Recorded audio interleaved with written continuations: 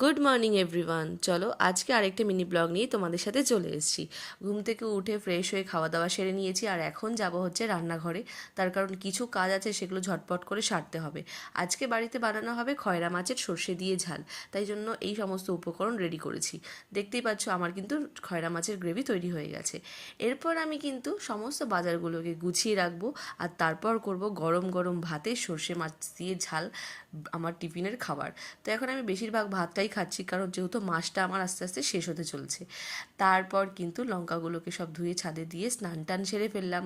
আর আজকে ছিল আমার হচ্ছে লাস্ট হেলথ সেন্টারের চেক আপ। তোমরাও কি হেলথ সেন্টারের চেক আপ করো? আমি কিন্তু নিয়ম করে হেলথ সেন্টারের চেক আপ করি 2 মাস পর পরই। যেমন টাইম দেয় তেমনই আমি চলে আসি, নাহলে দিদিরা কিন্তু বাড়িতে যায়। আর এটা ছিল আমার লাস্ট চেক আপ, তাই জন্য আমি খুব নার্ভাস ছিলাম। যাই হোক, অনেক কিছুই বলেছে, সেগুলো তোমাদেরকে আস্তে আস্তে ভিডিওতে জানাবো। ভালো লাগলে অবশ্যই ভিডিওটা লাইক, কমেন্ট, শেয়ার, আমার চ্যানেলটা সাবস্ক্রাইব করতে ভুলো না।